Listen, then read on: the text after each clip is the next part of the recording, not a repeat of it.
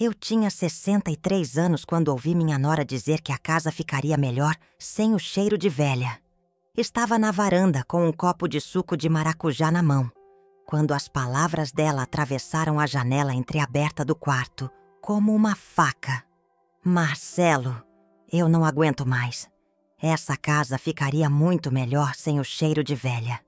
Esperei ele me defender. Esperei que meu filho, o menino que embalei no colo, que ensinei a andar, dissesse alguma coisa, qualquer coisa. Mas ele ficou em silêncio. E foi naquele silêncio, pesado, covarde, ensurdecedor, que eu entendi. Eu tinha me tornado invisível dentro da minha própria casa. Aquela casa em Santos não era só um lugar. Era 40 anos da minha vida. Cada azulejo da cozinha, cada taco do piso, cada janela que rangia quando chovia, tinha sido escolhido por mim e pelo Reinaldo, meu marido, com suor e parcimônia. Ali, eu criei meu filho. Ali eu chorei quando o Reinaldo morreu de infarto fulminante numa terça-feira de março. Sem tempo de despedida, sem tempo de nada. Ali eu fiquei viúva, sozinha, com 69 anos e uma casa grande demais para uma pessoa só. Foi o Marcelo quem sugeriu, 6 meses depois do velório, que eu não precisava ficar sozinha. Ele e a esposa, Jéssica, moravam num apartamento apertado em São Vicente. Mãe, a senhora tem 3 quartos vazios. A gente podia morar junto. Eu disse sim porque achei que era o certo. Porque mãe não abandona filho. Porque talvez a solidão fosse pesada demais para carregar sozinha. Nos primeiros meses foi tolerável. Mas aos poucos, Jéssica começou a mudar tudo. Trocou minhas toalhas de crochê por outras modernas. Substituiu as cortinas de renda por persianas que faziam barulho. Reclamava das panelas de ferro. Dizia que eram antigas. Reclamava do cheiro de alfazema nos armários. Dizia que dava alergia, que era coisa de velha. Encontrei meus saquinhos bordados à mão jogados no lixo. As almofadas que fiz, com flores e passarinhos, sumiram. Ela tinha doado porque estavam desbotadas. E o Marcelo? Via tudo e não dizia nada. Trabalhava até tarde, chegava cansado, comia em silêncio, subia para o quarto. Virou um fantasma dentro da própria vida. Eu me tornei sombra. Comecei a andar nas pontas dos pés para não incomodar, a falar baixo para não atrapalhar, a existir o mínimo possível. Até aquela tarde de janeiro. Marcelo, quando isso vai acabar? Essa casa ficaria muito melhor sem o cheiro de velha. Não chorei, não gritei. Apenas bebi o suco até o fim.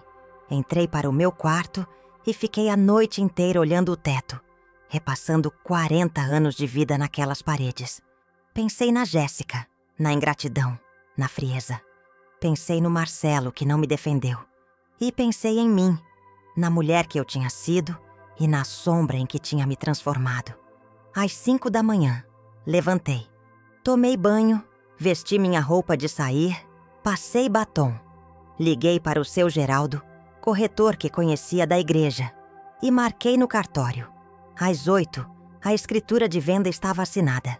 Vendi a casa por um valor justo para uma família jovem, que procurava imóvel perto da praia. Voltei para casa, subi as escadas devagar e entrei no quarto onde Marcelo e Jéssica ainda dormiam. Deixei uma carta em cima da cômoda. A casa agora é de outra família. Vocês têm até sexta-feira para sair. Boa sorte pagando aluguel. Mãe. Peguei minha mala que já estava pronta desde a madrugada. Chamei um táxi e fui para a rodoviária. Comprei passagem só de ida para Ubatuba. Quando o ônibus arrancou, olhei pela janela e vi Santos ficando para trás. A cidade que tinha sido minha vida inteira. Agora apenas uma linha no horizonte. Marcelo me ligou 3 vezes. Na primeira gritou, me chamou de louca. Na segunda chorou. Disse que eu tinha destruído a vida dele. Na terceira pediu desculpas. Mas já era tarde.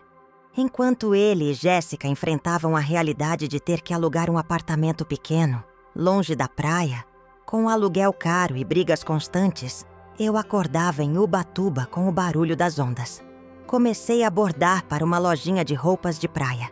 Fiz amizade com Dona Irene, dona da pousada onde me hospedei. Aos poucos, reconstruí minha vida. Uma vida simples, mas minha, porque aprendi que dignidade não tem preço. E que às vezes a maior coragem está em partir, mesmo que seja da própria casa, mesmo que seja para um quarto alugado de frente para o mar. Porque nenhum teto vale a humilhação de ser tratada como peso morto dentro do próprio lar. E o cheiro de alfazema? Não é cheiro de velha. É cheiro de quem viveu, amou, lutou e sobreviveu. E esse cheiro, ninguém tira de mim. Eu acordei naquela segunda-feira de janeiro com o barulho dos caminhões de lixo passando na rua. Eram 5:30 da manhã. O céu ainda cinza claro. Aquela claridade sem sol que vem antes do amanhecer em Santos. Fiquei deitada por alguns minutos, olhando o ventilador girar no teto, sentindo o lençol colado nas costas por causa do calor úmido que nunca vai embora no verão. Meu quarto cheirava a alfazema. Os saquinhos que eu costurava à mão e enfiava dentro do guarda-roupa, entre as blusas de algodão e os vestidos de missa. Alfazema e cânfora. O cheiro da minha avó, o cheiro da minha mãe, o cheiro que Reinaldo dizia que era o cheiro de casa. Levantei devagar, as juntas do joelho estalando quando pisei no chão frio. Vesti o roupão de algodão florido que estava pendurado na cadeira e fui até o banheiro. A casa ainda estava em silêncio. Marcelo e Jéssica só acordavam depois das 7. Lavei o rosto com água fria, passei creme nos braços ressecados, prendi o cabelo no coque que faço todo dia. No espelho, uma mulher de 63 anos me encarava de volta. Olheiras fundas, pele marcada pelo sol de décadas, mas os olhos ainda vivos, ainda eu. Desci as escadas segurando no corrimão de madeira. As mesmas escadas que o Reinaldo subia correndo quando voltava do trabalho. As mesmas que o Marcelo descia aos pulos quando era criança. Cada degrau rangia num lugar diferente. O terceiro gemia. O sétimo chiava. O 10º fazia um estalo seco. Eu conhecia cada som de cor. A sala de estar estava do jeito que sempre esteve. O sofá de chenille bege encostado na parede. A estante de mogno com os porta-retratos. A mesinha de centro com a toalha de crochê que fiz nos anos 80. Só que agora havia um controle remoto novo em cima da mesa. Preto e moderno, que a Jéssica tinha comprado porque o antigo estava feio. As cortinas de renda da janela tinham sido trocadas por persianas brancas. Eu não reclamei. Aprendi que reclamar não adianta. Na cozinha, acendi a luz fluorescente que piscou 2 vezes antes de firmar. Peguei o filtro de pano pendurado no prego atrás do fogão e coloquei a água para ferver no bule de alumínio amassado. O mesmo bule que uso há 20 anos, que a Jéssica acha ultrapassado. Enquanto a água esquentava, abri a janela. A brisa da manhã entrou trazendo o cheiro de maresia, misturado com o de gasolina dos carros que já começavam a passar na avenida. Santos acorda cedo. Sempre acordou. A cidade respira sal e suor. Tem o ritmo do porto, das docas, dos navios que chegam e partem sem avisar. Fiz o café bem forte do jeito que gosto e sentei à mesa da cozinha com uma xícara de porcelana branca, sem desenho.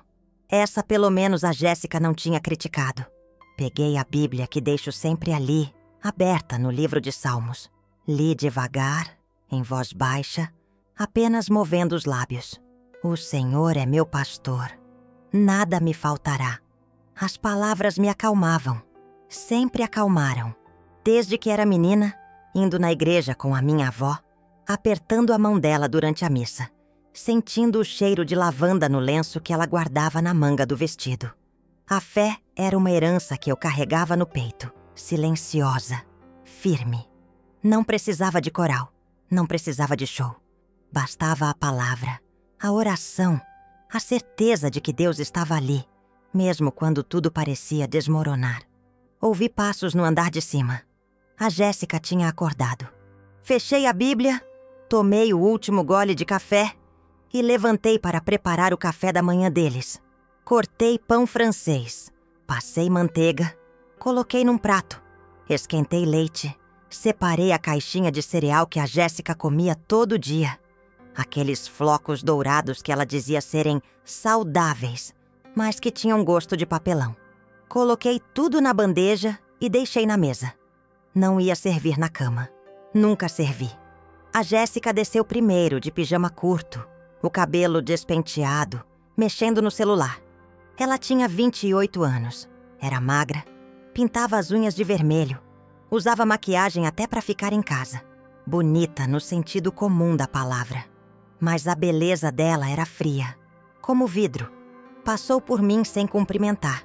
Pegou o prato de pão, sentou e continuou olhando o celular. "Bom dia, Jéssica", eu disse, secando as mãos no pano de prato. Ela respondeu sem levantar os olhos. Fiquei ali parada por alguns segundos, esperando. Nada. Suspirei e voltei para a pia. Comecei a lavar a xícara que tinha usado, a panela do leite, o bule. A água quente queimava os dedos, mas eu não ligava. Pelo menos era uma sensação real, concreta. Às vezes eu me sentia tão transparente dentro daquela casa que precisava de algo para me lembrar que ainda existia. Marcelo desceu 10 minutos depois, já vestido para o trabalho. Camisa social azul clara, calça de sarja preta, sapato engraxado. Meu filho. O menino que eu embalei no colo, que ensinei a ler, que levei na escola de mãos dadas. Agora um homem de 35 anos, com rugas de preocupação na testa, o cabelo começando a ralear nas entradas. Ele se parecia com o Reinaldo. Os mesmos olhos castanhos, a mesma sobrancelha grossa, o mesmo jeito de andar meio curvado quando estava cansado. "Bom dia, mãe", ele disse, me dando um beijo rápido na testa. "Bom dia, meu filho. Dormiu bem?" "Mais ou menos. Calor danado." Ele sentou ao lado da Jéssica, pegou um pão, deu uma mordida. "Mãe, a senhora podia ligar o ar-condicionado da sala mais cedo? Ontem a noite estava insuportável." Respirei fundo. "O ar-condicionado gasta muita luz, Marcelo. E vocês sabem que a conta já tá alta." Jéssica bufou, sem tirar os olhos do celular. "Conceição, a gente divide a conta. Não é como se a senhora pagasse sozinha. Conceição." Ela me chamava pelo nome. Nunca Dona Conceição.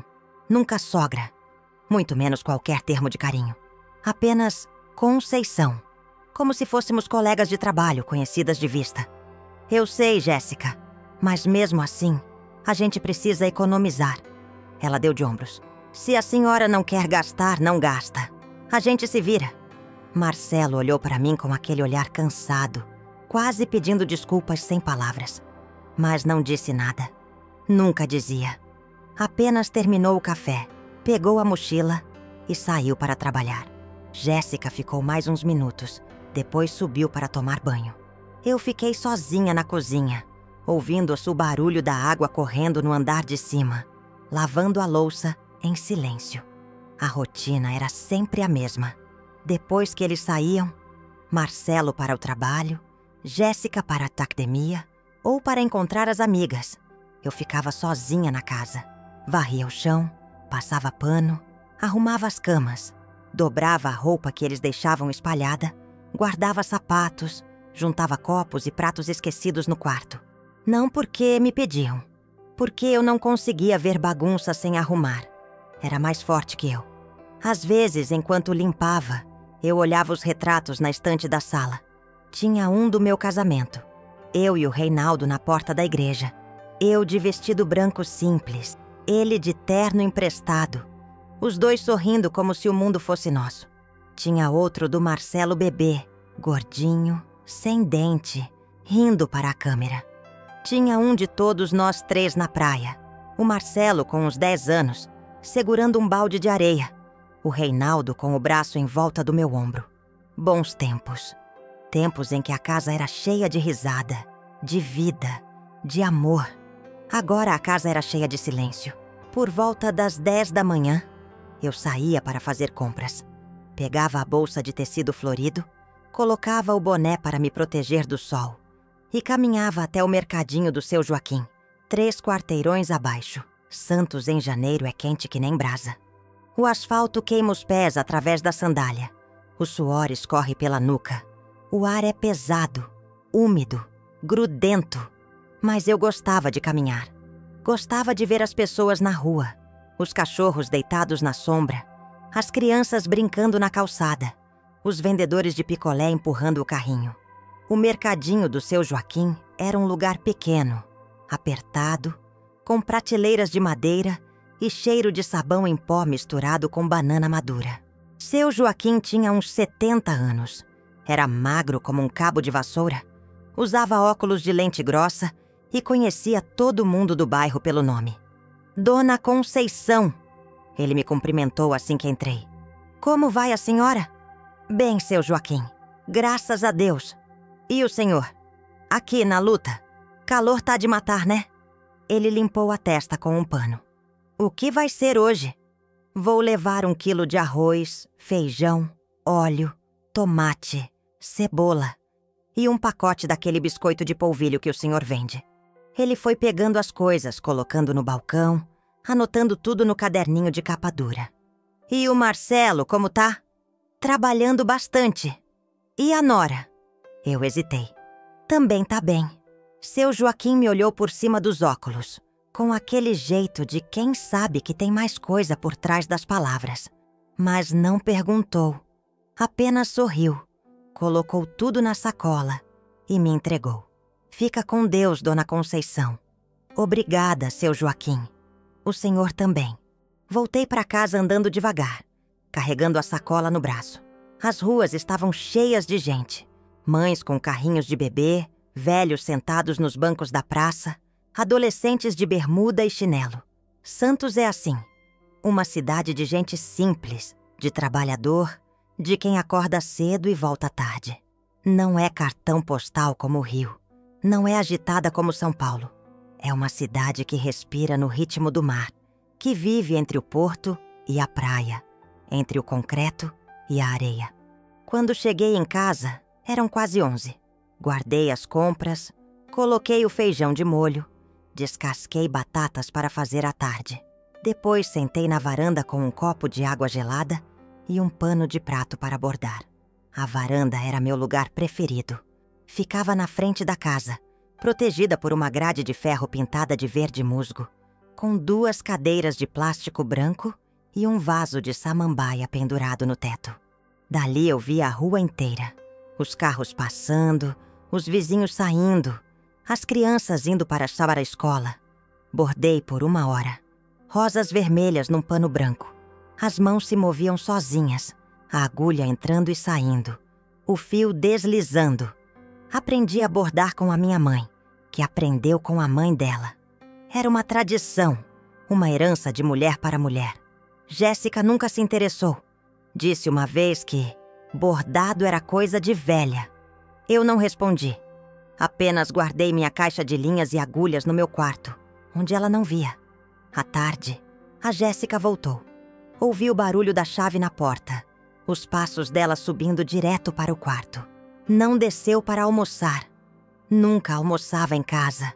Dizia que comia na rua, que tinha encontrado as amigas, que tinha feito lanche. Eu fiz comida mesmo assim. Arroz, feijão, bife acebolado, salada. Guardei um prato para o Marcelo e comi sozinha na cozinha, ouvindo o noticiário no rádio de pilha. Notícia de assalto, de acidente na rodovia, de calor recorde. As mesmas notícias de todo o verão. Depois de lavar a louça, subi para descansar. Deitei na cama, fechei os olhos, mas não consegui dormir. O calor era sufocante. Mesmo com o ventilador ligado, o ar não circulava. Fiquei ali, ouvindo os barulhos da casa. A Jéssica no celular, falando alto com alguém. O ventilador zumbindo. Os carros lá fora. A vida acontecendo ao meu redor. E eu ali, imóvel, invisível. Às 5 da tarde, desci de novo. Comecei a preparar o jantar. Marcelo chegaria às 7, como sempre. Descasquei mandioca para fazer frita. Temperava frango com alho e limão. Cortava alface. A cozinha enchia de cheiro de comida, de alho refogado, de óleo quente. Cheiro de lar, ou pelo menos do que um lar deveria ser. Jéssica desceu pouco antes das 7. Estava arrumada. Cabelo escovado, batom, roupa nova.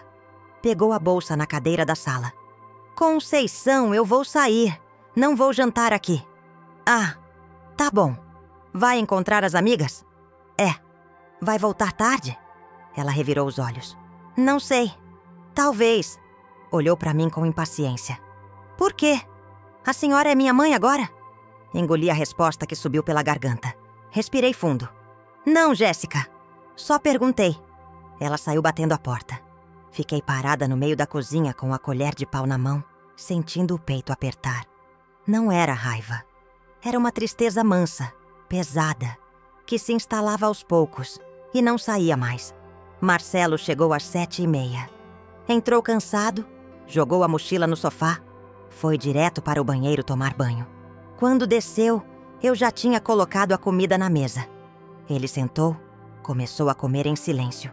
Eu sentei do outro lado, mas não comi. Apenas o observei. Jéssica saiu, eu disse. Eu sei. Ela me mandou mensagem. Saiu arrumada. Disse que ia encontrar as amigas. Marcelo mastigava devagar, sem me olhar. É, ela sempre sai. Marcelo. Hesitei. Tá tudo bem entre vocês? Ele parou de mastigar. Ficou olhando para o prato. Depois suspirou. Tá, mãe. Tá tudo bem. Não parece. Mãe, por favor. Eu tô cansado. Eu quis insistir. Quis perguntar por que ele estava tão apagado. Por que aceitava ser tratado daquele jeito? Por que não me defendia quando a Jéssica falava comigo com desprezo? Mas não perguntei. Porque eu já sabia a resposta. Ele estava cansado. Cansado de trabalhar. Cansado de brigar. Cansado de tentar. E talvez, no fundo, cansado de mim também. Terminamos de jantar em silêncio. Ele subiu para o quarto. Eu lavei a louça, guardei a comida, limpei o fogão. Depois sentei na sala, sozinha, com a televisão ligada num programa qualquer que eu não estava assistindo. Fiquei ali até meia-noite esperando a Jéssica voltar. Ela voltou às 2h. Ouvi a porta abrindo, os passos dela subindo, a porta do quarto fechando. Desliguei a TV e fui dormir. Assim foram os dias. Iguais, repetidos. Eu acordava cedo, fazia café, limpava a casa, cozinhava, bordava, esperava. Eles viviam as vidas deles. O Marcelo trabalhando, a Jéssica saindo, voltando, reclamando. E eu ali, no meio, tentando não atrapalhar, tentando não ocupar espaço. As críticas da Jéssica foram ficando mais frequentes. Ela reclamava de tudo. Reclamava das panelas de ferro. Dizia que eram pesadas demais, que eram sujas. Reclamava das toalhas de mesa. Dizia que eram antigas. Reclamava do cheiro de alfazema. Dizia que dava dor de cabeça.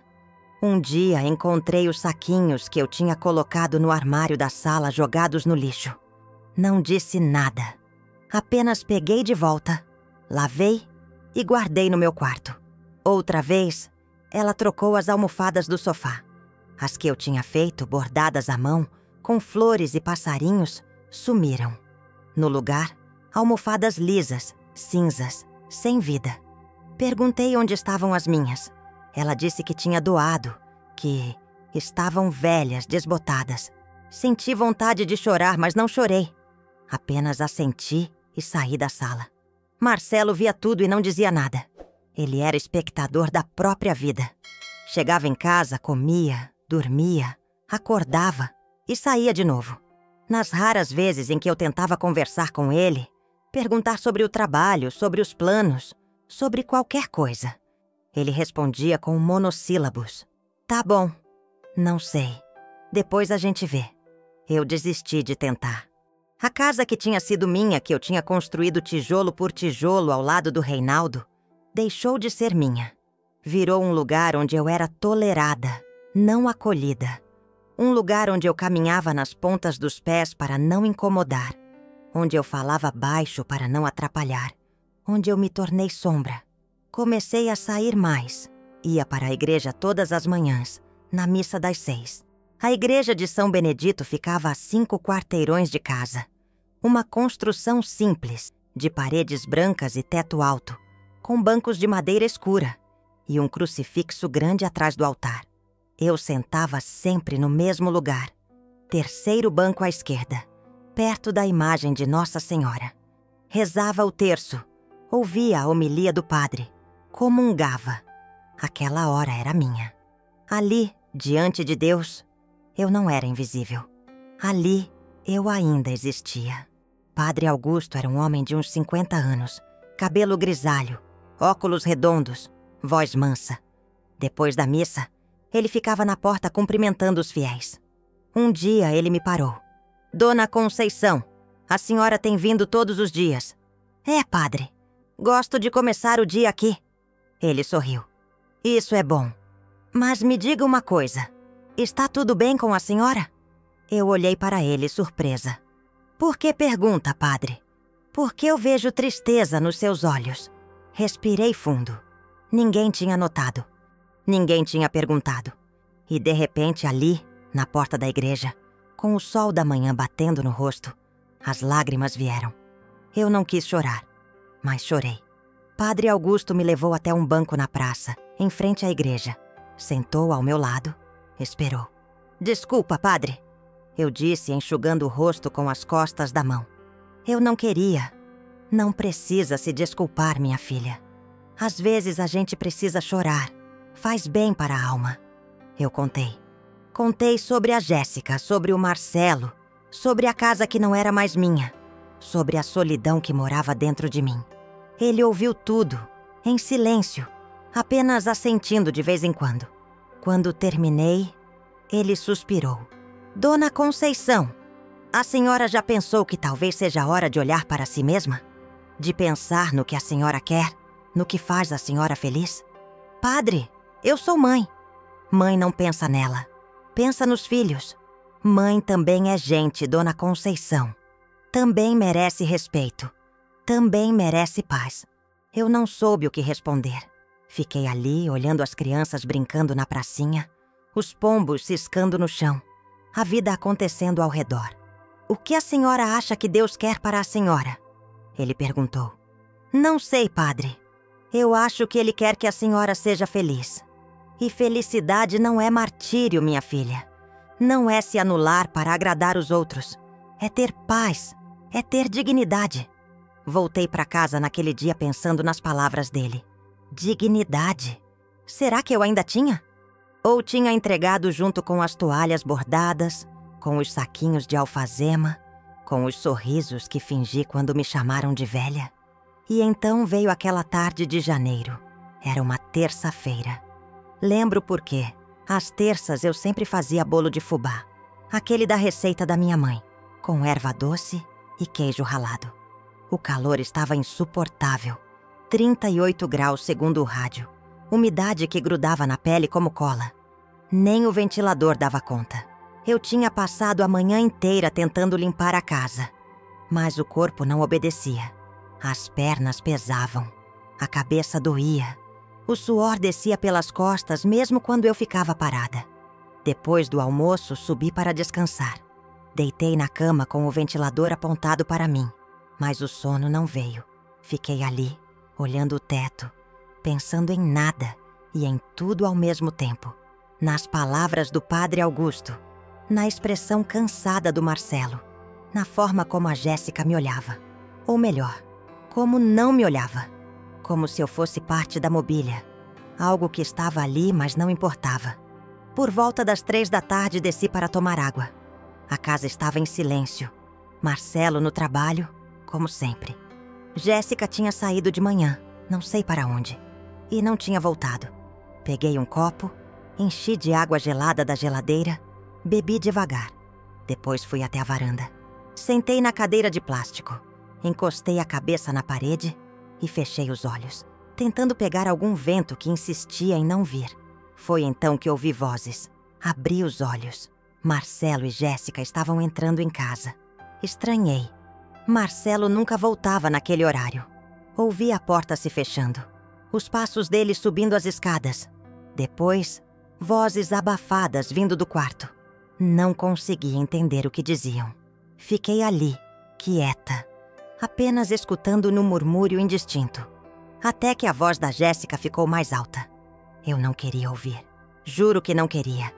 Mas a janela do quarto deles estava entreaberta e a minha varanda ficava logo abaixo. O som descia claro, nítido, como se estivessem falando ao meu lado. Marcelo, eu não aguento mais.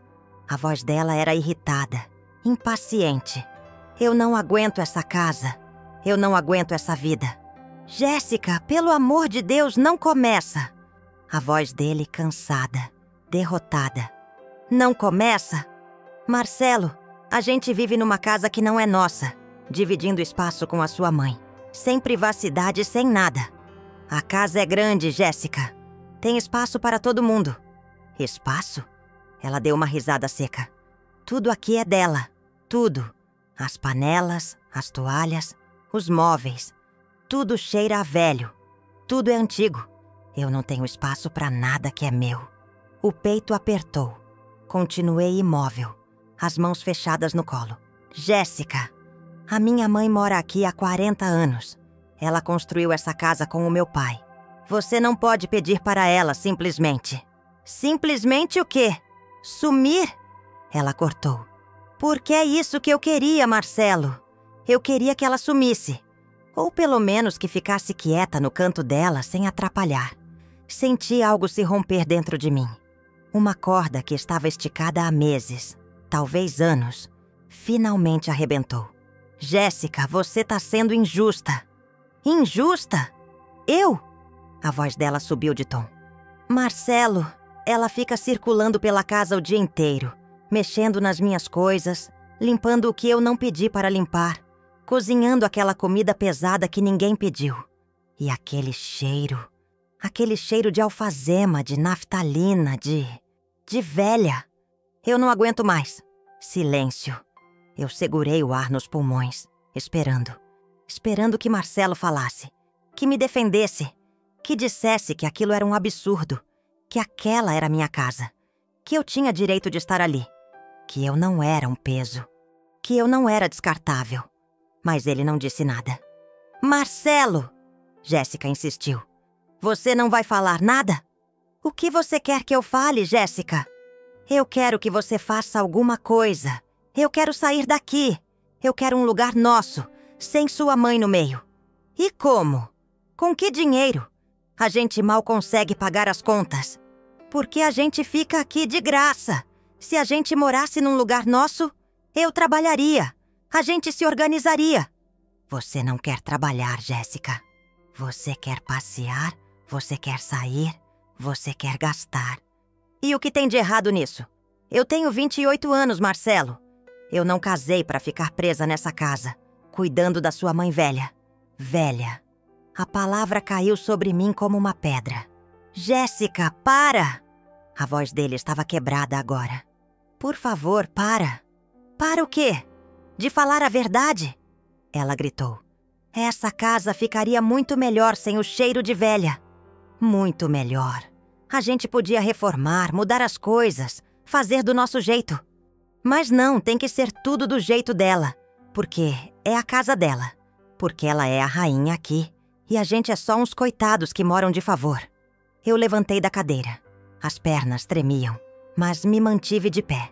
Respirei fundo. 1, 2, 3 vezes. Olhei para a rua, para os carros passando, para as pessoas vivendo suas vidas normais enquanto a minha desmoronava ali, naquele pedaço quente de varanda. Marcelo, eu tô farta. Eu tô farta de viver assim. Ou você dá um jeito nisso, ou eu vou embora. Silêncio de novo. Longo. Pesado. Jéssica, não faz isso. Então faz alguma coisa. O que você quer que eu faça? Conversa com ela. Fala que a gente precisa de espaço. Fala que é melhor ela ir morar em outro lugar. Sei lá, um apartamento menor, uma casa de repouso, qualquer coisa. Casa de repouso. Como se eu fosse lixo. Como se 63 anos fossem sinônimo de inútil. Jéssica, ela é minha mãe. E eu sou sua esposa. Ela gritou. Quem é mais importante, Marcelo? Ela ou eu? Esperei. Com o coração batendo tão forte que doía, esperei pela resposta. Pela resposta que nunca veio. Por que Marcelo não respondeu? Ele apenas ficou em silêncio. E o silêncio dele doeu mais do que qualquer palavra. Ouvi Jéssica bufar, depois os passos dela saindo do quarto, batendo a porta do banheiro. Ouvi Marcelo suspirando, o ranger da cama quando ele se sentou. Ouvi o som do mundo continuando, indiferente, enquanto eu ficava ali parada, com a alma em frangalhos. Subi para o meu quarto sem fazer barulho. Fechei a porta devagar. Sentei na cama. As mãos tremiam. O peito subia e descia rápido, como se eu tivesse corrido quilômetros. Olhei ao redor. Meu quarto. A cômoda de jacarandá que o Reinaldo me deu de aniversário. O crucifixo na parede. O guarda-roupa cheio de roupas simples, vestidos de missa, blusas de algodão, os saquinhos de alfazema que eu costurava à mão. Tudo cheirando a mim, a minha história, a minha vida. E de repente uma clareza fria, cristalina, cortou a dor. Eu não ia continuar ali. Não ia esperar que me jogassem fora. Não ia ficar até que a humilhação fosse completa. Até que me tratassem como um móvel velho que precisa ser descartado. Não ia dar a eles a satisfação de me ver encolhida, pedindo desculpas por existir. Levantei, abri o guarda-roupa, peguei minha mala velha de viagem, aquela de tecido azul que uso há 20 anos. Comecei a dobrar roupas, devagar, metodicamente. Blusas, saias, vestidos. Peguei minha Bíblia, meu terço, o porta-retrato com a foto do Reinaldo. Guardei tudo com cuidado. Depois peguei o caderninho onde anotava telefones. Procurei o número do seu Geraldo, o corretor que ia na mesma missa que eu. Liguei. Ele atendeu no terceiro toque. Alô? Seu Geraldo, aqui é Conceição. Conceição dos Santos. Dona Conceição, como vai? Vou bem. Escuta, eu preciso falar com o senhor sobre um assunto importante. Tem como a gente se encontrar amanhã cedo? Claro. Que horas? 7h30, no cartório da Avenida Ana Costa. Houve uma pausa. Cartório? Dona Conceição, é sobre a casa, seu Geraldo. Eu quero vender. Silêncio do outro lado. A senhora tem certeza? Absoluta. Mas, Dona Conceição, essa é uma decisão muito importante. A senhora não quer pensar mais um pouco? Já pensei, seu Geraldo. Já pensei demais. Amanhã, 7h30. Está bem. Estarei lá. Desliguei. Sentei na cama de novo com a mala arrumada no chão, as mãos no colo. Não chorei. Não tinha mais lágrimas. Apenas uma calma estranha. Uma certeza que me enchia o peito como chumbo e pluma ao mesmo tempo. Peguei um papel e uma caneta. Escrevi. Marcelo e Jéssica. Vendi a casa. Dentro de 3 dias, a escritura estará transferida para a nova família que a comprou. Vocês têm até sexta-feira para sair. Não foi uma decisão fácil, mas foi necessária. Eu construí essa casa com amor, com suor, com a minha vida inteira. Não vou ficar aqui para ver ela ser destruída pelo desprezo. Marcelo, você é meu filho, e sempre será. Mas você escolheu não me defender. Escolheu o silêncio. E silêncio também é escolha. Jéssica, que você encontre o cheiro que procura. Só espero que não seja o cheiro da ingratidão. Não tentem me procurar. Vou para um lugar onde posso ter paz. Boa sorte pagando aluguel. Mãe. Dobrei a carta, coloquei dentro de um envelope, escrevi Marcelo na frente e deixei em cima da cômoda dele no quarto. Depois desci, fiz café, preparei pão com manteiga e sentei na mesa da cozinha. Comi devagar, saboreando cada mordida, como se fosse a última refeição naquela casa. Porque era. Às 5 da manhã, quando ainda estava escuro e a casa dormia, peguei minha mala. Olhei uma última vez para cada cômodo. A sala onde Marcelo deu os primeiros passos. A cozinha onde fiz milhares de refeições. A escada onde o Reinaldo caiu bêbado uma noite de Réveillon. E a gente riu até doer a barriga. 40 anos de vida entre aquelas paredes. Mas paredes não fazem um lar. Amor faz. Respeito faz. E ali não havia mais nenhum, nem outro. Tranquei a porta por fora. Deixei a chave embaixo do capacho. Eles teriam que descobrir sozinhos. E caminhei até o ponto de táxi. "Cartório da Avenida Ana Costa", disse ao motorista. Ele arrancou. Olhei pela janela, vendo Santos acordar. Os primeiros raios de sol tocando o mar. Os pescadores saindo para o trabalho. Os padeiros abrindo as portas das padarias. A cidade continuava, indiferente ao meu adeus. Às 7h30, seu Geraldo me esperava na porta do cartório. Ele parecia preocupado, mas não fez perguntas. Entramos. O tabelião era um homem baixo, de bigode grisalho, que conferiu meus documentos, a escritura da casa, tudo. "A senhora tem certeza disso, dona Conceição?" Ele perguntou. "Tenho. Não precisa consultar a família? A casa está no meu nome. Não preciso consultar ninguém." Ele assentiu. Seu Geraldo já tinha um comprador. Uma família jovem, com 2 filhos pequenos, que procurava imóvel perto da praia. "Gente boa", ele disse. Gente que ia cuidar da casa com carinho. Assinei todos os papéis, um a um, com mão firme, sem hesitar. Quando terminei, o tabelião bateu o carimbo. "Pronto, a venda está registrada. O dinheiro será transferido para sua conta em 48 horas. Obrigada." Saí do cartório com seu Geraldo ao meu lado. "Dona Conceição", ele disse, segurando meu braço com delicadeza. "Onde a senhora vai ficar?" "Vou para Ubatuba. Já aluguei um quarto numa pousada." "A senhora tem certeza de que vai ficar bem?"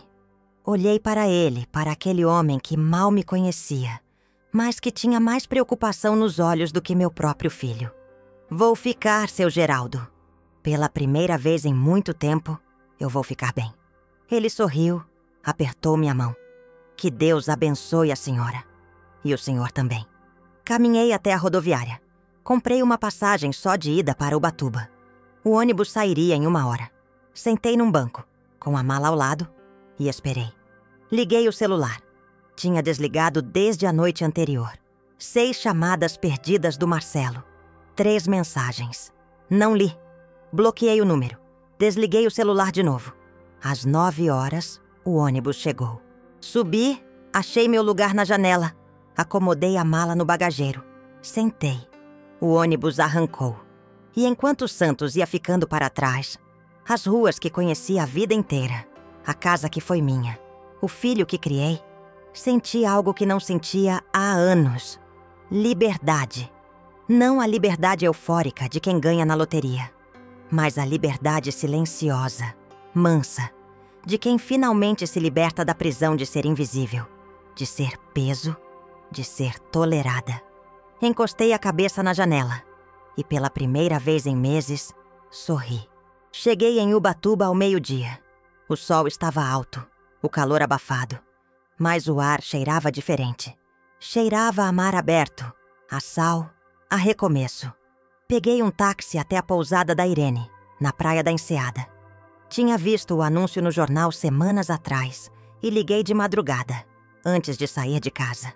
Dona Irene, a dona, disse que tinha um quarto disponível, pequeno mas limpo, com vista para o mar. R$ 200 a diária, café da manhã incluso. Paguei 1 semana adiantado. O quarto era simples. Cama de casal, guarda-roupa de fórmica, uma cadeira, uma mesinha.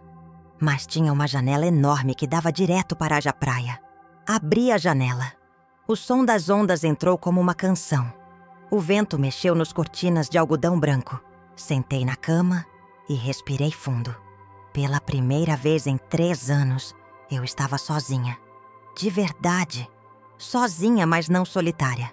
Porque solidão é quando você está rodeada de gente e ninguém te vê. E ali, naquele quarto de frente para o mar, em uma cidade que não conhecia, eu finalmente podia ser vista. Mesmo que fosse apenas por mim mesma. Os primeiros dias em Ubatuba foram estranhos. Eu acordava de madrugada com o corpo pedindo para levantar e fazer café, limpar a casa, preparar o café da manhã, de gente que não estava mais lá. Levava alguns segundos para lembrar onde eu estava. Para lembrar que não havia mais escadas para descer, não havia mais panelas pesadas para lavar. Não havia mais silêncios pesados para engolir.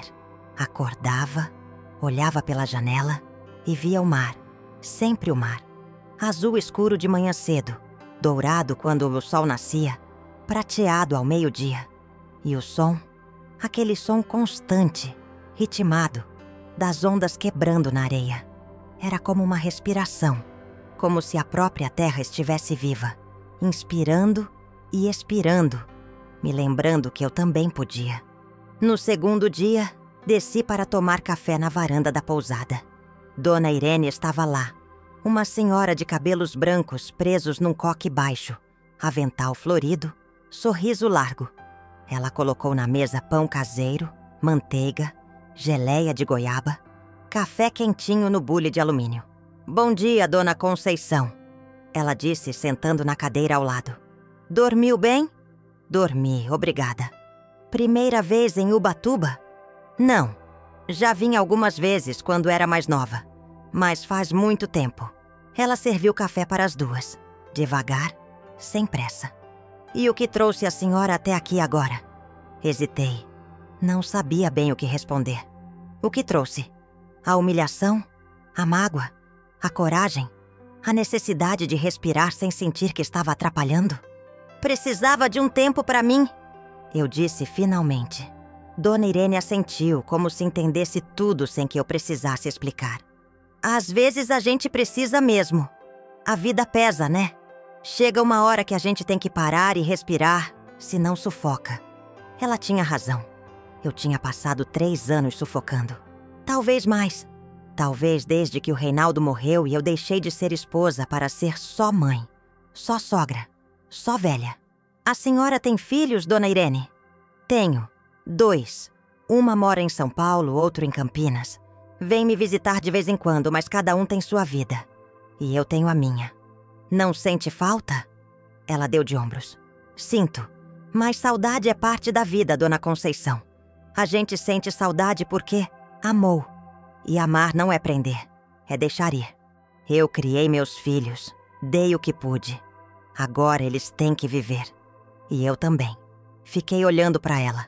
Dona Irene tinha a paz estampada no rosto. Uma paz que eu não tinha há anos. Uma paz que eu queria desesperadamente encontrar. "Como é que a gente aprende a viver de novo depois que tudo desmorona?" Perguntei, a voz falhando um pouco. Ela segurou minha mão, com firmeza e ternura ao mesmo tempo. "Um dia de cada vez, minha filha. Um dia de cada vez." E foi assim que eu fiz. Um dia de cada vez. Nos primeiros dias, apenas caminhei. Acordava cedo, tomava café com Dona Irene, descia até a praia. A areia estava sempre molhada de manhã, firme sob os pés. Eu tirava a sandália e andava descalça, sentindo a textura fria, a espuma das ondas lambendo meus tornozelos. Caminhava por horas. Às vezes encontrava pescadores puxando rede, mulheres vendendo pastel na barraca, crianças correndo atrás de pipas. Eu cumprimentava com a cabeça, sorria de leve, mas não parava para conversar. Ainda não estava pronta. À tarde, sentava num banco da Praça Central e ficava observando. Ubatuba era diferente de Santos. Menor, mais devagar, mais simples. As pessoas não corriam, andavam. Paravam para conversar na esquina, riam alto nas portas das lojas, carregavam sacos de feira pendurados no guidão da bicicleta. Havia uma leveza ali que eu tinha esquecido que existia. À noite, subia para o quarto, rezava o terço sozinha, lia alguns versículos da Bíblia. Meu preferido naqueles dias era o Salmo 23. "Ainda que eu ande pelo vale da sombra da morte, não temerei mal algum, porque tu estás comigo." Repetia aquelas palavras até dormir, porque eu tinha andado pelo vale, tinha andado por ele sozinha, carregando o peso de ser invisível, de ser descartável. Mas agora, ali, naquele quarto de frente para o mar, eu sentia que Deus ainda estava comigo, que Ele nunca tinha saído. No quarto dia, liguei o celular pela primeira vez desde que cheguei. 17 chamadas perdidas, todas do Marcelo. 8 mensagens no WhatsApp. Abri, Li uma por uma. Mãe, o que a senhora fez? Mãe, isso não pode ser verdade. Por favor, liga para mim. A gente chegou em casa e tinha uma carta dizendo que a senhora vendeu a casa. Isso é loucura. A senhora tá bem? Onde a senhora tá? Mãe, pelo amor de Deus, atende o telefone. Jéssica tá desesperada. Eu tô desesperado. A gente não tem onde morar. Por favor, desfaz isso. Mãe, a senhora não pode fazer isso com a gente. Essa casa é nossa também. Eu sei que a Jéssica falou coisas que magoaram a senhora, mas a senhora não pode jogar tudo fora por causa disso. Mãe, pelo menos me diz onde a senhora tá. Só isso. Só para eu saber que a senhora tá bem. Fechei o aplicativo. Não respondi. Ainda não. Porque no fundo, naquele momento, eu não sabia o que dizer. Não sabia se tinha forças para ouvir a voz dele, para enfrentar as acusações, para explicar o inexplicável. Como eu ia explicar para ele que não foi por causa do que a Jéssica disse? Foi por causa do que ele não disse. Foi pelo silêncio. Foi por ter passado 3 anos sendo tratada como sombra dentro da minha própria casa e não ter feito nada. Guardei o celular no fundo da mala e decidi que não ia pensar naquilo por enquanto. Ainda não. Na segunda semana, comecei a me abrir. Dona Irene apresentou-me a seu Manuel, um senhor de 72 anos que morava 2 casas abaixo da pousada. Ele era viúvo também. Tinha perdido a esposa fazia 6 anos. Passava os dias consertando coisas. Cadeiras, bicicletas, portões. Dizia que era para manter as mãos ocupadas, porque mão parada é mente inquieta. Dona Conceição, ele disse um dia, enquanto consertava uma cadeira na calçada. A senhora sabe bordar? Sei. Aprendi com a minha mãe. Então devia ir na lojinha da Dona Márcia, ali na esquina. Ela vende roupas de praia, biquíni, saída de banho, essas coisas. Sempre tá precisando de gente para fazer bordado. Ela paga, não é muito, mas ajuda. Fui na lojinha naquela mesma tarde. Era pequena, cheirando a tecido novo e areia. Dona Márcia era uma mulher de uns 40 anos, magra, bronzeada, cabelo preso com um elástico colorido.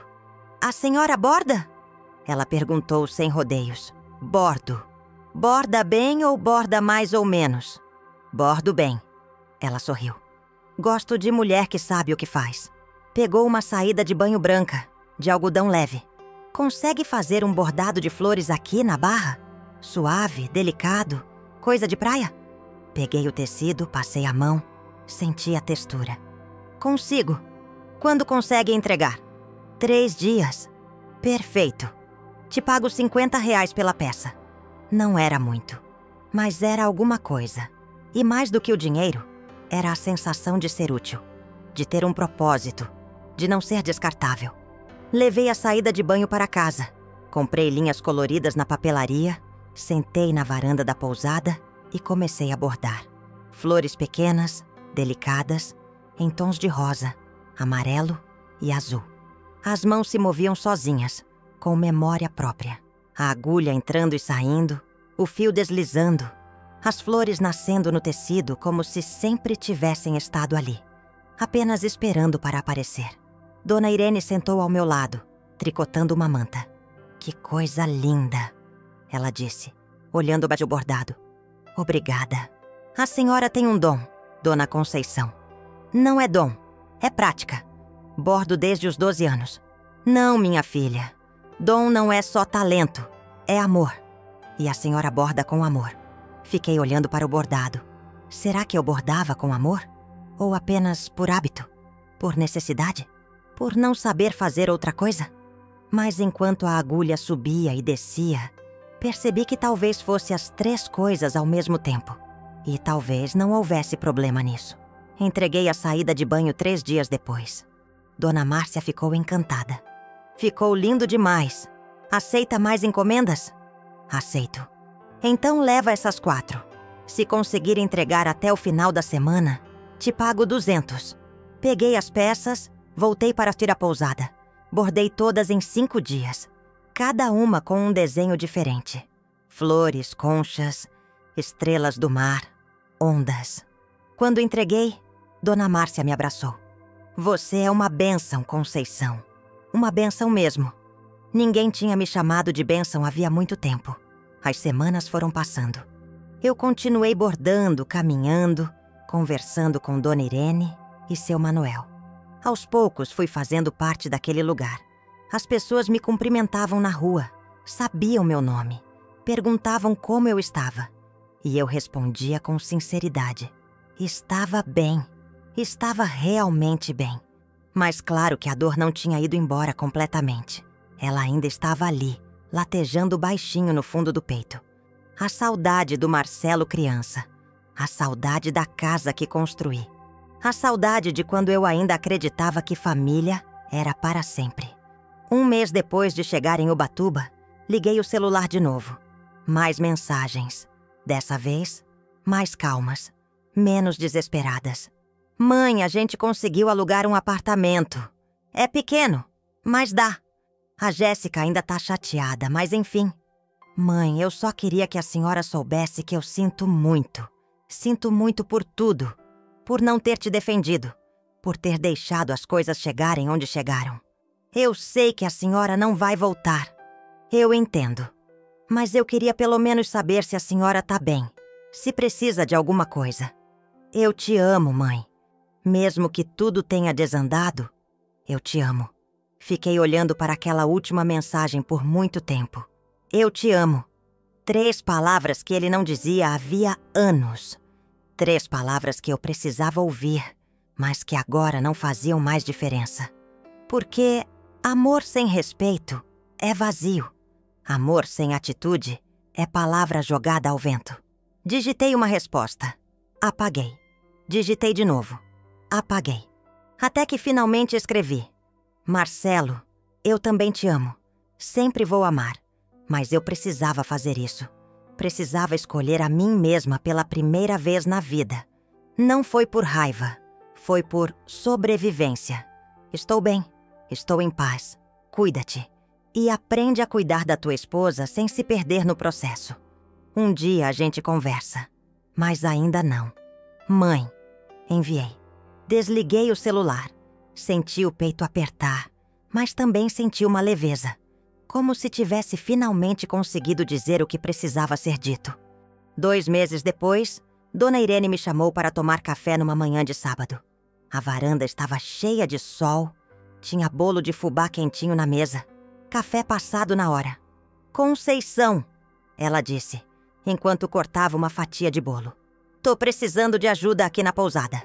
Ajuda? Com o quê? Com tudo. Eu tô ficando velha.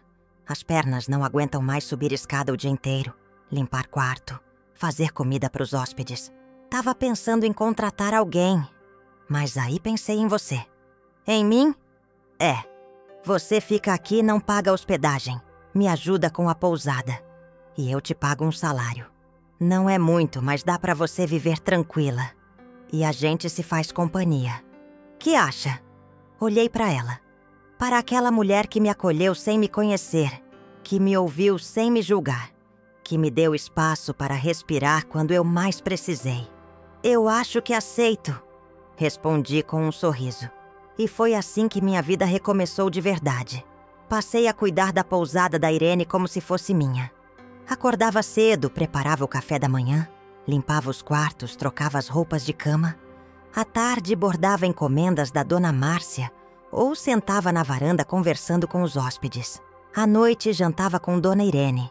A gente dividia as histórias do dia, ria, rezava juntas o terço. Era uma vida simples, mas era minha. Finalmente, era minha.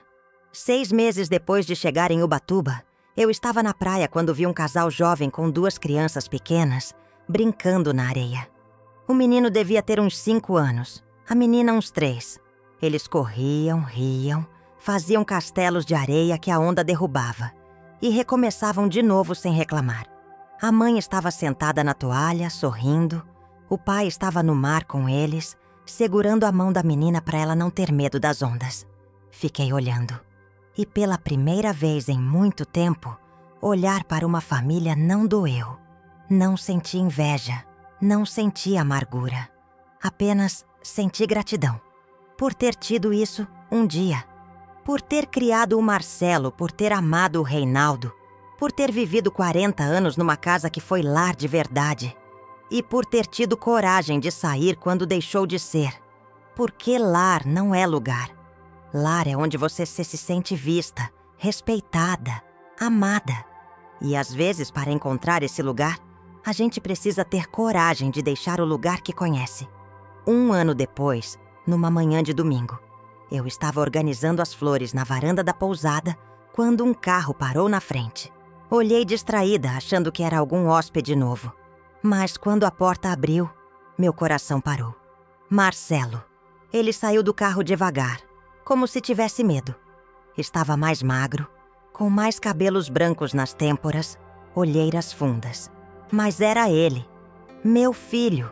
Ficamos nos olhando por alguns segundos. Eu não me mexi. Ele respirou fundo e começou a andar na minha direção. "Oi, mãe", ele disse, a voz rouca. "Oi, Marcelo." Silêncio. Posso sentar?" Apontei para a cadeira ao lado. Ele sentou. Eu continuei em pé, segurando o vaso de flores. "Como você me achou?" perguntei. "Dona Irene, eu liguei para todo mundo que conhecia em Ubatuba, até que alguém me deu o contato dela. Ela me disse onde a senhora estava." Assenti. Dona Irene tinha me avisado. Perguntou se eu queria recebê-lo. Eu disse que sim. Não porque estava pronta para perdoar tudo, mas porque ele era meu filho. E alguns laços, mesmo quebrados, não se apagam. "Mãe, Ele começou, mas a voz falhou. Respirou fundo. Tentou de novo. "Eu vim pedir desculpas. De verdade. Não por mensagem, não por telefone. Vim olhar no olho da senhora e dizer que eu errei. Errei feio. Errei em não te defender. Errei em deixar a Jéssica te tratar daquele jeito. Errei em achar que era normal você ser desrespeitada dentro da sua própria casa. Eu errei, mãe. E eu sinto muito. Muito mesmo." Senti a garganta apertar, mas não deixei as lágrimas saírem. "E por que você deixou, Marcelo? Por que não me defendeu?" Ele baixou a cabeça. "Porque eu sou covarde. Porque eu tinha medo de perder a Jéssica. Porque eu achei que se eu ficasse quieto, se eu não tomasse lado, as coisas iam se resolver sozinhas. Mas não resolveram. Só pioraram. E quando eu vi, era tarde demais. A senhora tinha ido embora. E eu tinha perdido a minha mãe. Você não me perdeu, Marcelo. Você me deixou ir." Ele levantou os olhos, cheios de lágrimas. "Eu sei. E foi a pior coisa que eu fiz na minha vida." Suspirei. Coloquei o vaso de flores na mesa, sentei na cadeira ao lado dele. "E a Jéssica? Ainda estão juntos?" Ele balançou a cabeça. "Não. A gente se separou faz 3 meses. Foi ela que quis. Disse que eu era fraco, que não dava conta de sustentar ela do jeito que ela merecia, que ela merecia coisa melhor. E sabe de uma coisa? Ela tinha razão.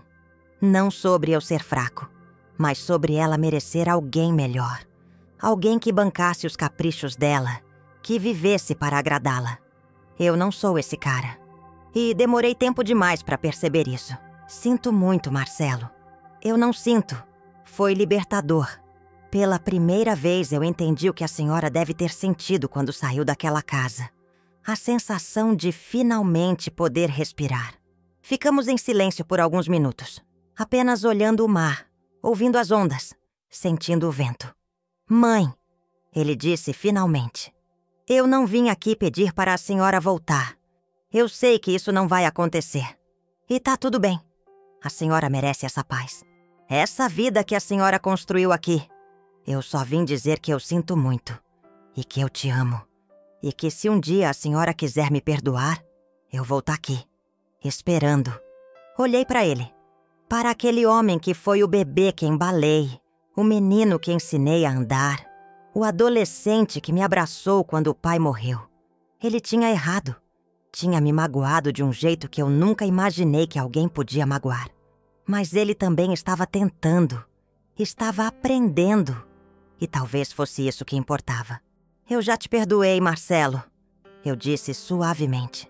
Perdoei no dia que saí daquela casa, porque guardar mágoa ia só me prender ao passado, e eu precisava seguir em frente. Ele me olhou, surpreso. Sério? Sério. Mas perdoar não significa esquecer. Não significa voltar atrás. Significa aceitar que o que aconteceu, aconteceu. E que a gente precisa aprender com isso e seguir. Ele assentiu, limpando as lágrimas com as costas da mão. A senhora é incrível, mãe. Sempre foi.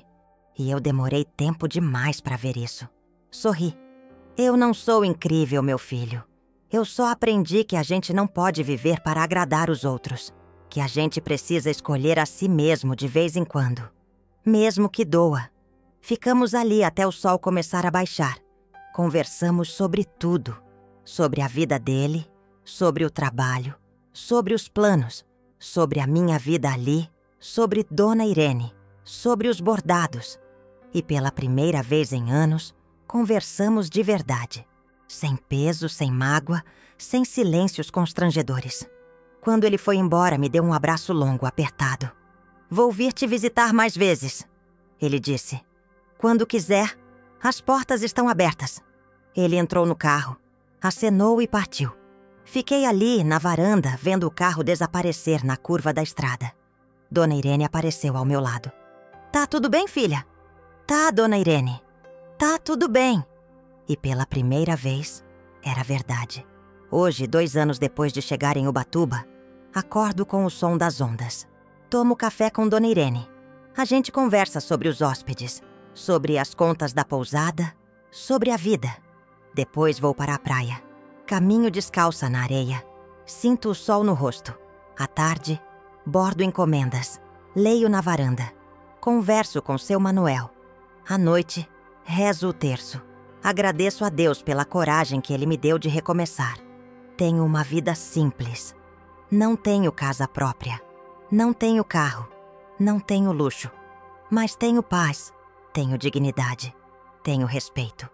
E aprendi que isso vale mais do que qualquer teto, qualquer móvel, qualquer coisa material. Às vezes ainda sinto falta.